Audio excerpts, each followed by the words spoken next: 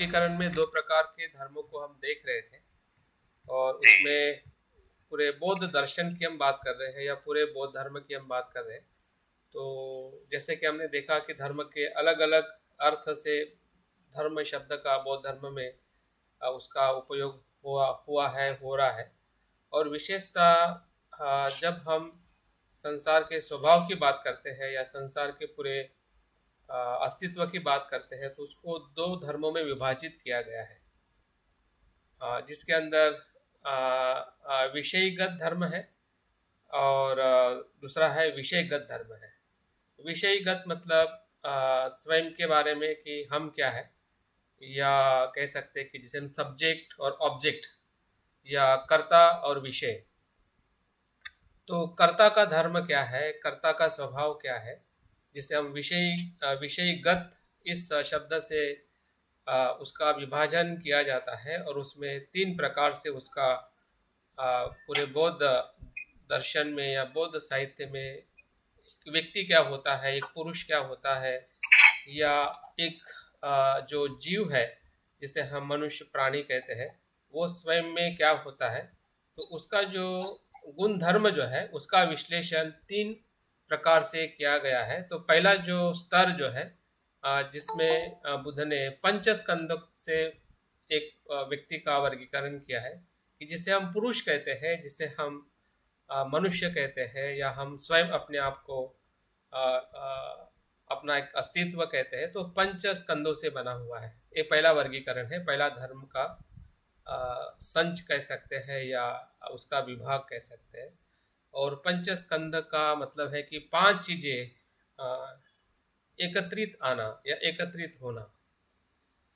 5 चीजें या 5 तत्व जो है जिसे हम एग्रीगेट कहते हैं या संग्रह कहते हैं। 5 वस्तुओं का संग्रह मतलब 5 स्कंद।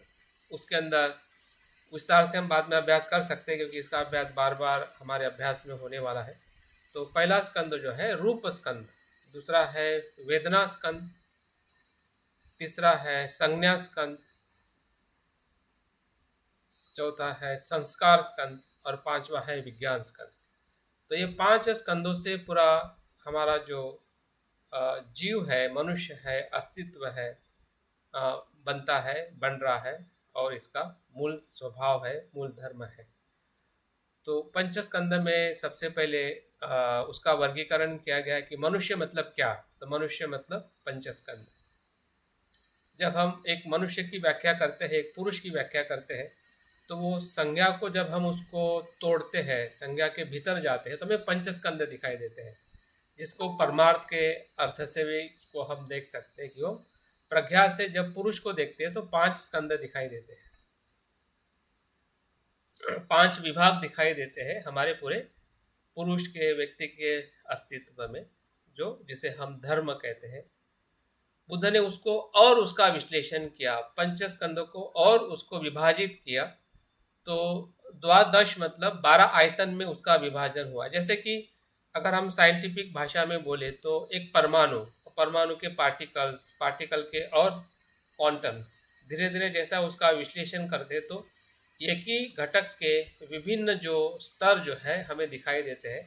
तो उसी प्रकार से जो एक व्यक्ति का विश्लेषण जब हम इन धातुओं में देखते हैं या इस धर्म में देखते हैं कि पंचस्कंद से हम विश्लेषण करते हैं, फिर पंचस्कंदों को और विभाजित करते हैं, तो 12 आयतन दिखाई देते हैं। 12 आयतन का मतलब 12 प्रकार के आधार, द्वार। 12 प्रकार के आधार दिखाई देते हैं। उसके अंदर 6 इंद्रिय आते हैं, 6 विषय आते हैं। 6 इंद्रिय मतलब हमारे चक्षु, कान, नाक, जीभ, त्वचा और मन, और उसके 6 विषय। आंखों का विषय है रूप है, कान का विषय है शब्द है, नाक का विषय गंध है, जीभ का विषय स्वाद है, और हमारे त्वचा का विषय स्पर्श है, और मन का विषय विचार है या कल्पना है। तो इसका विभाजन और सूक्ष्मता से करते हैं तो हमें 6 इंद्रिय और 6 विषय दिखाई देते हैं। तो इसको द्वादश मतलब 12 आयतन कहते हैं। 12 आधार है हमारे पूरे व्यक्तित्व के या हमारे मनुष्य के। उसका और विभाजन किया जाता है तो उसको अष्टादश धातु के आधार पे उसका विभाजन होता है। अष्टदश धातु मतलब 18 प्रकार के धातु से हमारा शरीर बना है। मतलब ऐसा कह सकते हैं कि जिसको हम पुरुष कहते थे, अपने आप को व्यक्ति कहते थे, उसका जैसे जैसे हम उसकी सफलता, उसका विश्लेषण या उसका गहराई ढूंढते लगते हैं, तो धीरे धीरे उसके जो सूक्ष्म धर्म जो है, जिसे हम परमार्थ कहते हैं, या जो उसका सूक्ष्म स्वभाव है, या उसका सत्य जो स्वभाव है, वो प्रकट होने लगता है। तो अष्ट धातु मतलब जैसे कि धातु मतलब हमें पता है कि जिसे हम केमिकल कहते हैं, या हम जो भी पार्टिकल्स कहते हैं, तो वो एक फिजिकल या अ, औषधि में हम धातु शब्द का ज़्यादा इस्तेमाल करते हैं। तो ऐसे ही धातु को बुद्ध ने या बौद्ध दर्शन ने अ, उसका विभाजन किया है कि हमारे भीतर धातु कौन से हैं। तो जब छह इंद्रिय को ही बुद्ध ने धातु कहा है। हाँ, छह इंद्रिय को धातु कहा है, छह जो विषय है उसको धातु कहा है, और छह विषयों से इंद्रियों से निर्माण होने वाला छह विज्ञान। हाँ, जैसे कि चक्षु धातु, घ्राण धातु, स्रोत धातु, जीवा धातु, काया धातु एंड मनो धातु।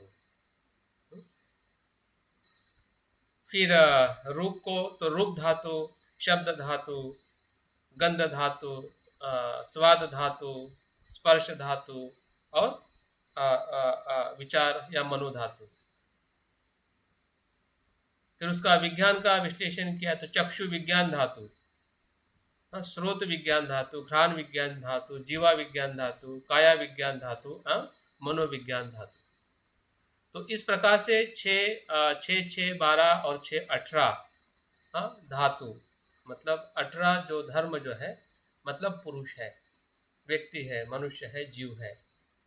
तो इस प्रकार से विषयकृत धर्म का जब विभाजन करते हैं, तो हमें वहाँ पे कुछ भी ऐसा स्वतंत्र, जिसे कह सकते हैं कि वो नित्य है, स्वतंत्र है, या अपने आप किसी एक कारण से निर्माण होता है, ऐसी कुछ भी घटना पूरे शरीर में, पूरे हमारे व्यक्तित्व में, फिर वो शारीरिक हो, मानसिक हो, वो सभी का वर्गीकरण जब उसको हम करके देखते हैं, उसके धर्म को जब हम सूक्ष्म स्वभाव में देखते हैं, तो वहाँ पे हमें पूरी तरह से अनित्य, अनात्म और अंतिमता, उसमें जो असंतोषी का जो भाव जो है, कि किसी भी धातु या स्कंद में हम संपूर्ण सुख का अनुभव नहीं होता है, वही संसार का स्वभाव है, वही संसार का लक्षण है, ये हमें दिखने लगता है। जिसे हम प्रज्ञा कहते हैं। प्रज्ञा से हमें वो समझ में आता है, सत्यता को हम सूक्ष्म उसके मूल स्वभाव में देखते हैं, जिसे हम उसका धर्म कहते हैं, उसका गुण कहते हैं। तो इस प्रकार से ये जो विषयगत धर्म का विश्लेषण, मतलब एक प्रकार से एक व्यक्ति, पुरुष और स्वयं का अस्तित्व को हमने क्या कहना चाहिए, क्या कहते हैं बौद्ध धर्म में, जिसे हम पर्सनालिटी कहते हैं, जिसे हम पुद्गल कहते हैं, जिसे हम पुरुष कहते हैं, या जिसे हम मैं कहते हैं, मेरा कहते हैं। तो उसके पीछे जो धर्मों का संग्रह जो है, वो पंचस्कंद से 12 आयतन से 18 धातु को हमने समझने का और जानने का प्रयास करना चाहिए, ताकि हमारी जो स्वयं की जो आसक्ति जो है, या पुरुष का सच्चा स्वभाव जो है, एक ऊपरी तौर का स्वभाव है, ऊपरी तौर पे हम इसे मनुष्य कहते हैं, पुरुष कहते हैं, मैं कहते हैं, वो व्यवहारिक सत्य है। लेकिन उसके भीतर जो गहरा सत्य जो है, वो परमार्थ सत्य है, और परमार्थ सत्य ही हमें निर्वाण की तरफ ले जा सकता है। व्यवहारिक सत्य हमें संसार में फंसा देता है। जब हम किसी व्यक्ति को नित्य मान लेते हैं, तो हमारा संसार जो है वो निरंतर बने रहता है, हमारी मिथ्या दृष्टि बने रहती है, और हम संसार में हमेशा दुखी और बार बार हमारा जन्म होता है। तो इस अर्थ से इसको सूक्ष्मता से देखना ही अभिधर्म है, या क्या कहते हैं, परमार्थ है। तो मुझे लगता है कि इतना पर्याप्त है। मेहरचंद जी। जी सर, जी जी सही है, थैंक यू सर। सर उसमें इंद्री भी और बढ़ती गई, वो देखा है मैंने ऐसी सरसरी नजर से। अभिधम्म कोश जो है नरेंद्र देव बाला, हाँ, तो उसमें 8 इंद्री हुई, फिर आगे और गई तो और बढ़ती जा रही, वो क्या है? इंद्रिय। हाँ, उसमें जैसे ये 5 तो विज्ञानेंद्रिय थी और एक जीवनेंद्रिय और पुरुष इंद्रिय और स्त्री इंद्रिय, इस तरह से लिखा था। हाँ हाँ हाँ हाँ। देखो उसका इंद्रिय का मतलब क्या होता है? इंद्रिय का मतलब है कि एक प्रकार से मुखिया है ना। इंद्रिय का मतलब होता है मुख्य, है ना। जिसका हर चीज़ पे कंट्रोल होता है या कंट्रोल करना चाहता है, उसे हम इंद्रिय कहते हैं। तो जो 5 इंद्रिय तो है ही, और छठा इंद्रिय मन है। और उसी प्रकार से जब शारीरिक इंद्र की अगर उसमें कुछ परिभाषा की है तो जीवेंद्रिय है।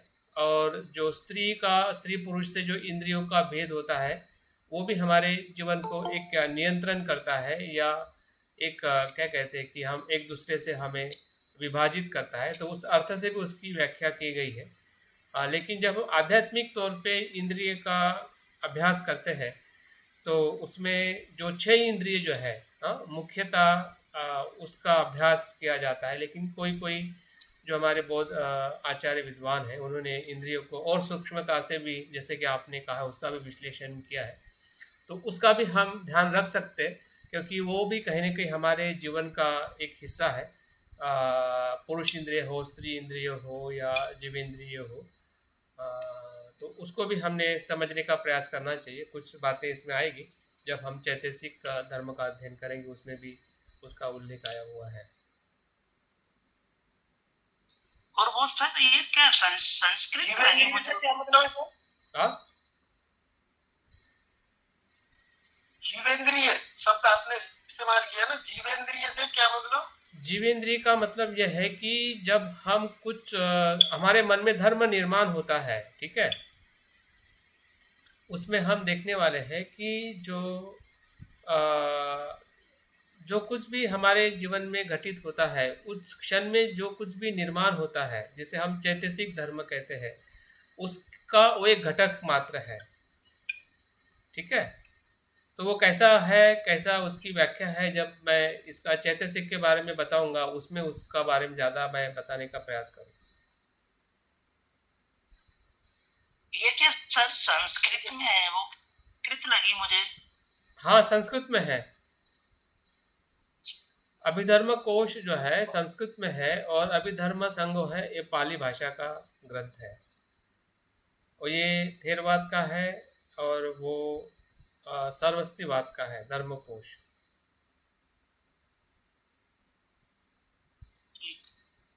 ओके, आगे बढ़िए। हेलो। हेलो। नमस्कार सर। हाँ ना, बताए। तो अभी तुमने 4 परमार्थ जो बताते हैं, वो आप चित्त और चैतिक, उसका जो डिफरेंस है ना, वो एक बार फिर आप समझाएंगे तो अच्छा रहेगा। हाँ हाँ हाँ हाँ, बिल्कुल, ये प्रश्न बहुत अच्छा है, क्योंकि पूरा हमारा अभ्यास का आधार ही चित्त चैतसिक है, जो हमारे अ, बौद्ध मनोविज्ञान का हम अभ्यास करने के लिए हम प्रयास कर रहे हैं। तो चित्त जो है, फिर से मैं बताता हूँ, चित्त का सीधा और सरल अर्थ है आलम्बन को जानना, मतलब चित्त। जो आलम्बन को जानता है, आलम्बन मतलब विषय, और सीधी भाषा में, ठीक है, जो विषय को जानता है वो चित्त। समझ में आया? जो विषय को जानता है वो चित्त। ठीक है। हाँ। और चैतसिक का मतलब यह है कि जो चित्त के साथ में हमेशा बना रहता है वो चैतसिक। वो कैसे बना रहे? वो हमेशा रहता है, उसका स्वभाव ही है। चैतसिक का शब्द ही ये है कि चित्त के साथ में जो धर्म उत्पन्न होता है, ठीक है, चित्त के साथ में जो धर्म उत्पन्न होता है उसे चैतसिक कहते हैं। एग्जाम्पल के तौर पे जैसे कि अभी हमारा कुशल चित्त है, ठीक है, जैसे कि अभी हम सुन रहे हैं, अभ्यास कर रहे हैं, है ना, ऐसा चित्त है ना, कुशल चित्त है हमारा। अभी एक कुशल चित्त के जो खंड जो है, या जो उसके घटक है, जैसे कि आप ये चित्त निर्माण होने के क्षण में, इसके पहले और अभी भी हर क्षण में एक छंद निर्माण हो रहा है, इच्छा निर्माण हो रही है, वेदना निर्माण हो रही है, स्पर्श निर्माण हो रहा है, एक समझदारी निर्माण हो रही है, और सभी से वो चित्त आपका निर्माण हो रहा है, या वो घटना बन रही है, या आप जान रहे हैं। ठीक है, क्योंकि आपका जानना जो है वो अपने आप में नहीं होता है। जैसे कि मेरे शब्द आप सुन रहे हैं, तो उसके सुनने के भीतर जो है 5 प्रकार की या 7 प्रकार की जो चैतसिक निर्माण होते हैं हर क्षण में, हर एक विचार के साथ, हर एक चित्त के साथ, हर एक चित्त के साथ, मतलब विश्व में जितने भी मनुष्य है, या जितने भी प्राणी हैं, मनुष्य प्राणी है, उनके चित्त में ये 5 प्रकार के और या 7 प्रकार के, 7 प्रकार के मतलब थेरवाद के परंपरा से 7 होता है, और जो योगाचार परंपरा है उसके हिसाब से 5 उसमें बताए गए हैं। उसका हम कल विश्लेषण करेंगे दोनों का। तो ये जो चैतसिक धर्म, जो चैतसिक का मतलब ये है कि जहाँ पे चित्त होता है वहीं पे चैतसिक होते हैं, और जहाँ पे चैतसिक होता है वहाँ पे चित्त होते हैं। वो एक दूसरे से कभी भी भिन्न नहीं होते हैं, उसे चैतसिक कहते हैं। जैसे कि उदाहरण के तौर पे अगर हम भौतिक उदाहरण देखें तो पानी, तो जहाँ पानी होगा वहाँ पे H2O होगा, और जहाँ पे H2O होगा वहाँ पे पानी होगा। आप ऐसा नहीं कह सकते कि H2O और पानी ना हो, ऐसा हो सकता है क्या? और जहाँ पे आप पानी हो वहाँ पे H2O ना हो, ऐसा हो सकता है क्या? अभिन्न है ना वो। जहाँ पे पानी है वहाँ पे H2O है, और जहाँ पे H2O है वहाँ पे पानी है। H2O का मतलब 3 एटम है ना, 3 अणु से जो उत्पन्न हुआ जिसे हम पानी कहते हैं, है ना। वैसे ही चित्त जो जानता है, जैसे हमने परिभाषा देखी, वो विषय को जानता है, किसके माध्यम से जानता है? उसके चैतसिक धर्म के माध्यम से जानता है। अगर आपकी आंखें अगर सही नहीं है, कान सही नहीं है, तो आपको स्पर्श ही नहीं होगा सुनने का। ठीक है, अगर स्पर्श ही नहीं होगा तो वेदना कहाँ से होगी? गुण धर्म के, मतलब उसके घटक, चित्त निर्माण होने के क्षण में निर्माण होने वाले घटक जो है उससे चैतसिक कहते हैं। तो हम अलग अलग चैतसिक में अलग अलग घटक कैसे निर्माण होते हैं, यही हमारा अध्ययन है।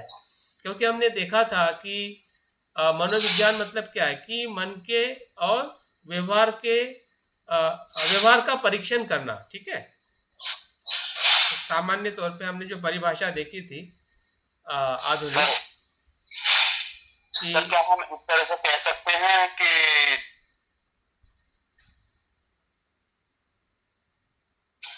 आवाज नहीं आ रही? हाँ सॉरी, मैं ये कहना चाहता था, जैसे कि हमें किसी ने बताया कि बाहर बारिश हो रही है, तो हमारे मन में जो उत्पन्न आइडिया होते हैं, कुछ ठंड होगी या हवा चल रही होगी, या हमारी फसल के लिए अच्छा होगा या किसी के लिए गलत होगा, तो ये चैतसिक है, चित्त तो हमारा बिल्कुल जो भी आप समझते हो अच्छा बुरा सब कुछ चैतसिक और चित्त है।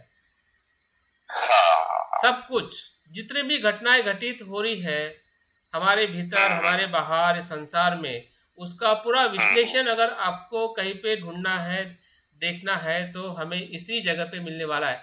हर चीज का, हर संभ्रम का हमें जवाब इसमें मिलेगा।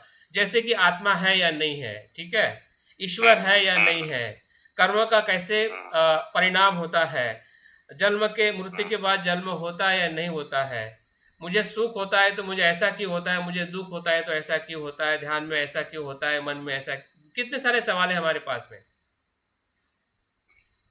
और सभी का जवाब हमें जो भी द्वेष या मैत्री जो उत्पन्न होती है, ऐसे वो चैतसिक में आता है। बिल्कुल आएगा। कुशल अकुशल जितना हम वर्गीकरण देखने वाले हैं उसमें हर एक सवाल का जवाब हमें मिलने वाला है, लेकिन ढूंढना पड़ेगा। ठीक है, क्योंकि आपके मन को मैं नहीं देख सकूंगा कि आप में द्वेष है या मैत्री है। ठीक है ना, तो उसकी उम्मीद मत रखो कि मैं आपके मन को देखूं और जानूं कि बताओ कि मेरा द्वेष कम हुआ या नहीं हुआ है। ठीक है, तो वो मैं नहीं कर पाऊंगा। लेकिन इतना जरूर बताने का प्रयास करूंगा कि द्वेष में क्या क्या होता है। एक मैत्री दिन में आएगा सर, कर लेंगे, एक दिन आएगा ऐसा। तो इसलिए प्रयास करते रहिए और उम्मीद रखें। और ये विषय बहुत ही एक प्रकार से हमें हमारे आध्यात्मिक जीवन की एक प्रकार की खोज है। और समस्या जो भी हमारे मन में जो भी प्रश्न निर्माण इसके पहले हो चुके हैं, होते रहते हैं, उसका किसी भी प्रश्न का अगर समाधान कहीं ढूंढना है तो हम इस गहराई को अगर थोड़ा अभ्यास करते हैं तो बहुत सारे प्रश्न के सवाल अपने आप ही हमारे भीतर ही मिल जाएंगे कि हाँ ये इसके वजह से है, हाँ लोग इसके वजह से ऐसा करते हैं, मैं इसलिए इसके वजह से ऐसा करता हूँ। ऐसा ही अपने आप कुछ नहीं हो रहा है ना, उसके पीछे कुछ तो कारण है। और कुछ? धन्यवाद सर। ओके, बहुत बहुत धन्यवाद। ठीक सर, थैंक यू सर। और किसी को प्रश्न करने की जिज्ञासा हो जो अभी तक कुछ भी हमने अभ्यास किया है, ताकि हम आगे बढ़ने के लिए अपने आप को ये सुभाष जी बोलिए। सर इसमें ये चार ये प्रश्न अभी किया था ना सर ने, तो उसमें वो था ना कि चार परमार्थ धर्म, तो दो की व्याख्या थोड़ी बता दी, तो दोनों रूप और निर्वाण की भी थोड़ी थोड़ी बता दीजिए। हाँ, रूप मतलब हमारा शरीर, ठीक है। रूप मतलब हमारा शरीर और पूरे विश्व में जो भी रूप है या आकार में जो कुछ भी दिखाई देता है, आकार या रूप में सब कुछ रूप है। और रूप की जो सामान्य तौर पे जो परिभाषा की जाती है उसके अंदर पृथ्वी, आप, तेज, वायु, ये चारों महाभूत आ जाते हैं। उससे बनी हुई हर एक भौतिक वस्तु मतलब रूप है, भले वो पार्टिकल हो, संसार का सबसे छोटा कण हो, या संसार की सबसे बड़ी गैलेक्सी हो, हाँ? वो सभी पृथ्वी, आप, तेज, वायु इसी ही रूप स्कंद में आ जाता है। और हमारे शरीर में जो कुछ भी अवयव है या जो भी हमारा जीवन है एक मनुष्य के जीवित स्वरूप में, जिसे हम शरीर कहते हैं या रूप कहते हैं, या जो भी ठोस है जिसको हम छू सकते हैं, फिजिकल जो बॉडी है, वो सब कुछ रूप स्कंद है। और उसके बारे में मैं परमार्थ की जो बात मैं आज करने वाला हूँ, तो थोड़ा पेशेंस रखिए, उसमें वो बातें सब आ जाएगी। लेकिन रूप मतलब हमारा शरीर, और निर्वाण मतलब संसार से विमुक्त मन की अवस्था, जिसमें हम अरहंत होना कह सकते हैं, या सभी क्लेशों को निरोध करना, नष्ट करना, तो ऐसी मन की अवस्था, मन की भूमि जिसे हम निर्वाण कहते हैं, जो संसार से दूसरे स्तर पर है। एक स्तर संसार का है, दूसरा स्तर निर्वाण का है। मतलब दूसरा स्तर संसार से निर्वाण का, इसका मतलब वो बहुत दूर है ऐसा नहीं है। संसार को समझने से ही निर्वाण का स्तर समझ में आता है।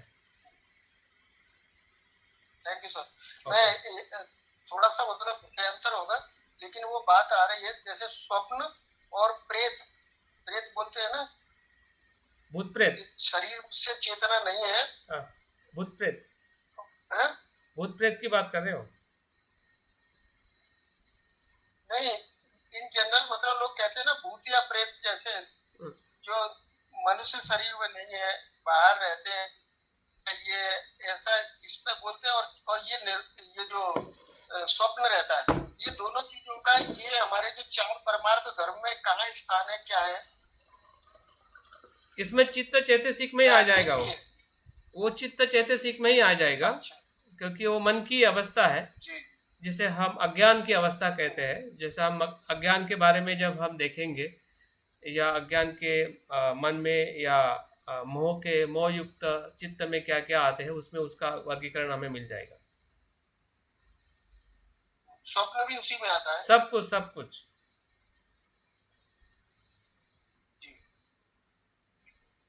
सर निर्वाण का मतलब प्रसन्न रहित होना है क्या? निर्वाण मतलब मतलब नष्ट होना, वान मतलब वासना, नष्ट होना मतलब निर्वाण, सीधे अर्थ में। उसकी परिभाषा हम आगे देखने वाले हैं, थोड़ा आज का विषय हमारा वो है।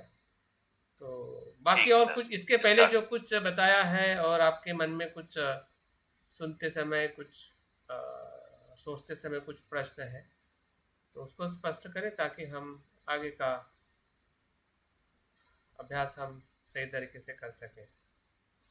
ठीक है, और किसी को कुछ कमेंट्स में कुछ कहना है कि सही कोर्स की दिशा सही जा रही है, या कुछ आपके तरफ से कुछ सजेशन है या कुछ कमेंट्स है तो बता सकते हैं।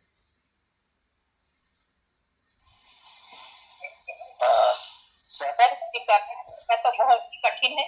हाँ हाँ, क्या कठिन लग रहा है रत्ना जी, बोलिए। मैं नई शब्द संस्कृत के हैं इसलिए कठिन लग रहा है पढ़ने में। वैसे तो पढ़ा हुआ विषय है। देखो, संस्कृत को आपको पढ़ना नहीं, उसका भाषांतर पढ़ना है। मुझे भी संस्कृत नहीं आता है, मुझे भी संस्कृत नहीं आता है। ठीक है, तो जो भाषा हमें आती है, भाषा आती है वही पढ़िए और उसी का चिंतन करें। हाँ बोलिए। नहीं, मैं कल नहीं जुड़ पाई थी किसी कारण से। ठीक है, लेकिन जितने भी लोगों ने आप प्रश्न किया क्लियर हो गई है। गुड गुड, ठीक है, ऐसा लगता है। ठीक है। रिकॉर्डिंग भी डाल दिया, आप सुन सकते हैं रत्ना जी। ठीक है, हाँ, कल का रिकॉर्डिंग डाला है। और कोई? सर हाँ, यस प्लीज। सर रिकॉर्डिंग और आज का रिकॉर्डिंग कल का रिकॉर्डिंग मैंने ढूंढा। आज मुझे बराबर से सुनना था, कल थोड़ा काम में लगी थी, मैं लिख के भी नहीं दी, कुछ भी नहीं सुनी थी, मगर मैंने ढूंढी बहुत मगर नहीं मिला सर मेरा अपना कल का रिकॉर्डिंग। ग्रुप में डाला हुआ है, मैंने शेयर किया है दोपहर में। ठीक है, मैं पर्सनली भेज दूंगा, पर्सनली भेज दूंगा। ओपन करके वैसे ही तो दिखता है। नहीं है सर, अभी नहीं डाला है, वो शायद है नहीं सर अभी। क्या बात कर रहे हैं सर? 5वां दिन है ना सर? हाँ हाँ, 5वां दिन ही तो है। हाँ, 5वां दिन है, मैंने तभी तो सुने। आप लोग मैं बराबर। डालती हूँ ग्रुप में। हाँ, मैंने डाला हुआ है। हाँ सर, ग्रुप में है, 4-5 ग्रुप में आती है। नहीं, 4-5 ग्रुप में आती है, लेकिन मेन ग्रुप में डाला है मैंने। ठीक है, नहीं डाला है तो डाल दो। सर मैं देखी, एक ग्रुप में देखी, नहीं मिला इसलिए बोल। ठीक है, ठीक है। अगर सब्सक्रिप्शन किया है तो फिर ग्रुप में भी देखने की जरूरत नहीं, आप सब्सक्राइब करिए। सब्सक्राइब किया हो तो आपको जरूर मिल जाएगा आपके व्हाट्सएप में। पद्मजा जी, सब्सक्राइब नहीं किया इसका मतलब आपने चैनल सब्सक्राइब नहीं किया, इसका मतलब आपने किया है सर, मैं किया है, चैनल सब्सक्राइब किया है, तो कई बार मैं कमेंट्स भी डालती हूँ सर। तो फिर सब्सक्राइब किया है तो आपको तो उसका नोटिफिकेशन आ जाना चाहिए। ठीक है, ठीक है, कोई दिक्कत नहीं। ठीक है सर, ग्रुप में ही ढूंढी मैं, यूट्यूब में नहीं गई सर मैं। हाँ, ठीक है। हाँ बोलिए संजय जी। सर, चित्त यानी मन की विविध अवस्था या मन में जो स्थिति निर्माण होती है या मूड बोलेंगे उसको, जैसे मैत्री, द्वेष, अलोभ, ये, और चेतसिक मीन्स उसे निर्माण करने में जो फैक्टर्स हो रहे हैं या घटक जो आ रहे हैं उसे हम चेतसिक कहेंगे, ऐसा मुझे लग रहा है। हाँ जी। रूप में जैसे हम लोग अगर जाते हैं, रूप और अरूप के दो प्रकार की रूप में, जैसे कि मानवीय रूप है, प्राणियों का रूप है, कीड़ों का रूप है, जैसे कि सांप है, ये सारे रूप में आता होगा। और निर्वाण मुझे ऐसे लगता है कि जैसे कि हमारे जो अष्टक कला वो है, जैसे कि वो 4 घटक ये होते हैं, 4 घटक बोलेंगे हमारे मूल घटक, जैसे पृथ्वी, आप, तेज जो है, वायु, ये 4 घटक, और 4 घटक जो अपने मन के हैं, विज्ञान, संख्या, वेदना और हम कहेंगे संस्कार से जो मुक्त होता है या शुद्ध होता है उसे हम निर्वाण कहेंगे, ऐसा। हाँ, ठीक है संजय जी। अभी हम देखने वाले उसका सही अर्थ अभिधम्म पिटक में क्या दिया है, तो उससे हम और ज़्यादा स्पष्ट बनेंगे। Thank you. ओके। चलो ठीक है, फिर हम आगे बढ़ते हैं। मुझे लगता है कि आप सभी का समय पूरा हो गया बात करने का, और अभी मेरा समय शुरू होता है बात करने का। वैसे तो मेरा समय रहता है, मैं ही बात करता हूँ।